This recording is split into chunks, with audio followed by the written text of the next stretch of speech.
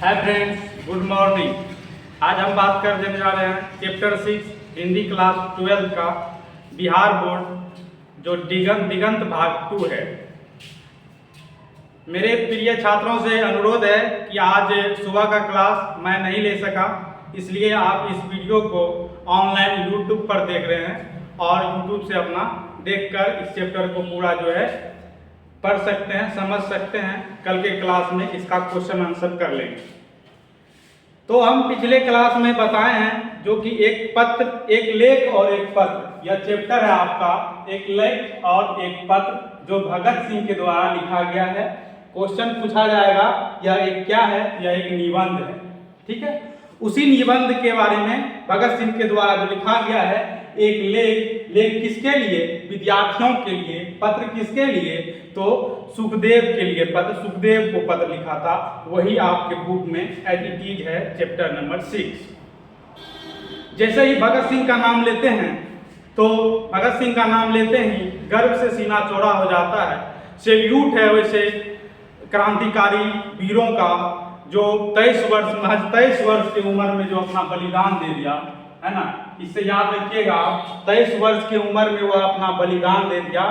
कब? 23 मार्च को। 23 वर्ष का था, 23 मार्च को, 23 या मार्च लिख सकते हैं, मार्च 1921 में शाम के 7:33 में फांसी हो गया। केंद्रीय असेंबली पर बम फेंकने के कारण जो है उसी षड्यंत्र में इसको फांसी हो जाता है। कब? 1929 में सजा होता है और उसको फांसी हो जाता है। भगत सिंह के बारे में पूरा जो है हम बताए हुए हैं। भगत सिंह के बारे में इसी चैनल पे आपको वीडियो मिल जाएगा, डिटेल में बताए हैं। आपको नहीं होता है तो यहाँ हम आई बटन में उस वीडियो का लिंक लगा देंगे, आप उस वीडियो को पूरा देख लीजिएगा। भगत सिंह के बारे में, जैसे भगत सिंह के पूरे परिवार क्रांतिकारी थे। जैसे चाचा हो गए अजीत सिंह, तो वह भी क्रांतिकारी थे। एक चाचा को देश से निकाल दिया गया था तो विदेश में जाकर क्रांतिकारियों का काम किए थे, अपना पार्टी बनाए थे। उसके 2 भाई थे, कुलवीर और कुलतार सिंह। वह दोनों जो है जेल में आज़ादी के 1 साल बाद यानी कि 1949 में बाहर आया था। इनके पिता कई बार जेल गए थे।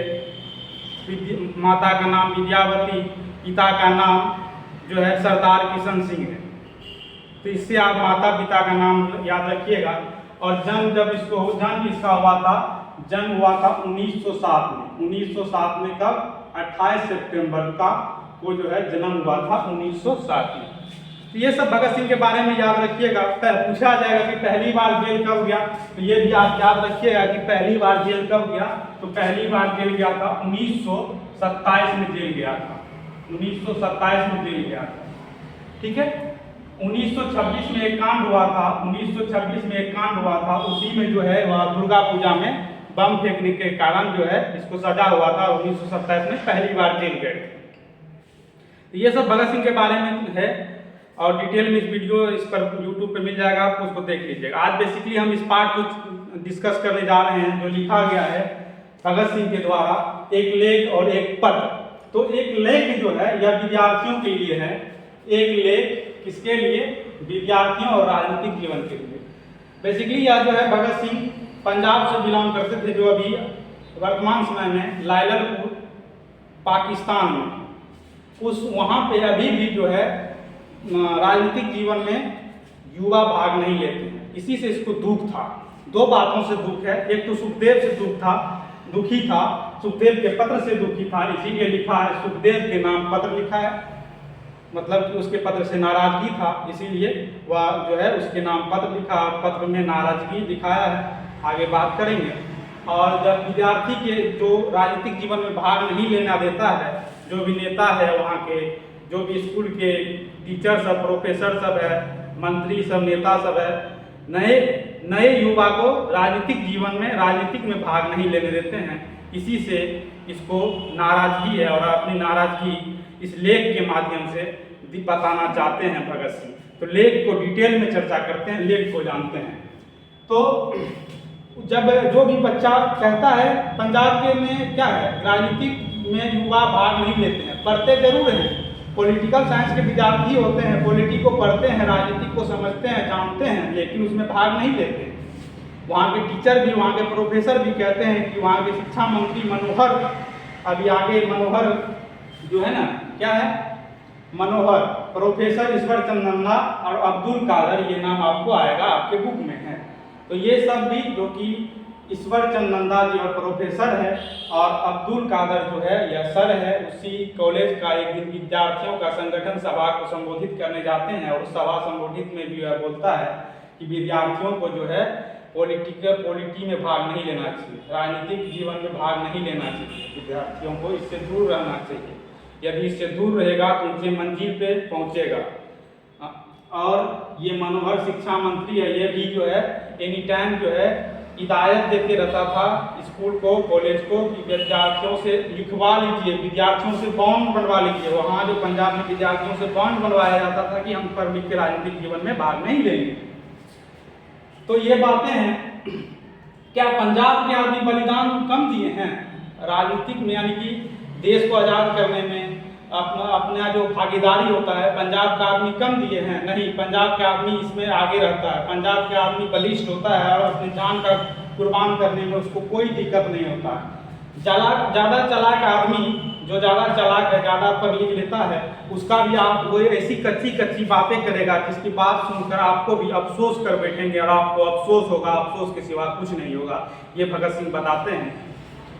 व्यवहारिक राजनीति क्या है, यानी कि फिजिकली रूप से जो हम उसमें इन्वॉल्व होंगे, राजनीतिक जीवन में फिजिकली रूप से इन्वॉल्व होना, व्यवहारिक अपने जीवन में उतारना, वह क्या है? क्या है? गांधी जी का जो है स्वागत करना, क्या है? जवाहरलाल नेहरू का स्वागत करना, क्या है? सुभाष चंद्र बोस का स्वागत करना, वही व्यवहारिक राजनीतिक है? क्या उसी जो सत्ता में है उसका गुलामी करना क्या व्यवहारिक राजनीतिक है? नहीं। व्यवहारिक राजनीतिक तब होगा जब एक युवा जो है अपने राजनीतिक में उतरेगा, और उतरने के बाद अपनी चीज़ों को समझेगा, अपने देश को जानेगा, अपने अधिकार को जानेगा, और कुछ उसके मन में लालसा आएगा, वो कुछ देश को सुधारना चाहेगा। तो इस तरह की बातें जो है भगत सिंह कहते हैं। ये हो गया। कहते हैं, भगत सिंह कहते हैं कि विद्यार्थी पढ़े जरूर, है ना, पढ़े जरूर, पढ़ना भी जरूरी है, जरूर पढ़े, लेकिन साथ साथ पॉलिटी में भी भाग ले, राजनीतिक जीवन में भी अपना योगदान दे, अपने देश में क्या गतिविधि हो रहा है उसके बारे में जाने, समझे, दूसरे को बताएं। तो ये नहीं कि हम ये समझते हैं कि राजनीतिक जीवन गंदा है ना, पॉलिटी से दूर रहना चाहिए। नहीं, आप उसमें भाग लीजिए, है ना। देश को आगे बढ़ाना है, देश को ऊंचा पहुंचाना है, तो आपको उसमें भाग लेना चाहिए। यही कहते हैं। एक कह रहा है इस समय एक पागलों की जरूरत है, इस समय एक पागलों की जरूरत है जो पागल देश बता सके, दुनिया को बता सके कि हम देश के लिए अपनी जान निछावर कर दिए। वैसी पागलों की इस समय जरूरत है। जिस समय वह या जेल में लिख रहा था, है ना, लेख विद्यार्थियों के लिए, इस समय पागलों की जरूरत है जो अब देश के लिए जान दे दे, देश के लिए कुर्बान जाए, उसको देश याद रखे, देश सलाम करे। तो इस तरह की सोच रखने वाले व्यक्ति थे भगत सिंह। राजनीति क्या है ना, यही तो अभी बताएं। महात्मा गांधी ये सब का स्वागत करना हो गया क्या? सुभाष चंद्र बोस या इस सब का स्वागत करना ही व्यवहारिक राजनीति है क्या? तो इस तरह की बातें करते कहता था। ये हो गया आपका एक लेख जो विद्यार्थियों के लिए लिखा गया था। अब जानेंगे सुखदेव के नाम एक पत्र लिखा था, उस पत्र से यह नाराज था। पहले ही लाइन में लिखता है, प्रिय भाई, आपका पत्र बार बार ध्यानपूर्वक पढ़ा, और पढ़ने के बाद मुझे अफसोस हुआ कि जो मैं जेल से पत्र लिख रहा है, जो मैं जेल से बाहर सोचता था, आप उसके विपरीत थे। जैसे जेल से बाहर थे क्या भगत सिंह, तो भगत सिंह सुखदेव में बातचीत चल रहा था, एक दिन चर्चा होने लगा, और चर्चा के दौरान जो है भगत सिंह ने बोला उसको, सुखदेव को, कि आत्महत्या किसी कर लेना किसी मायने में हो सकता उचित हो। यानी कि भगत सिंह जेल से बाहर यह मानते थे कि आत्महत्या जो कर लेंगे तो किसी न किसी परिस्थिति में ठीक भी है, लेकिन उसको रोकता था सुखदेव। नहीं, आत्महत्या नहीं करना चाहिए, आत्महत्या करना कायरतों की काम, कायरता जैसी व्यवहार हुआ, कायरतों की काम है, आत्महत्या नहीं करना चाहिए। तो उस समय यानी कि उसके जो सुखदेव थे और भगत सिंह थे, दोनों के विचार विपरीत थे। अब जब जेल गए हैं तो इसका विचार बदल गया है। नहीं, आत्महत्या नहीं करना चाहिए, देश के लिए कुछ करना चाहिए, देश के लिए अपनी जान निछावर कर देना चाहिए। मेरा मकसद होना चाहिए कि देश के लिए कुछ कर जाए, जो कि हम आने वाले पीढ़ियाँ हमें उनको याद करें और अच्छे रूप में याद करें। ऐसा सोच उसका जेल जाने के बाद हो गया।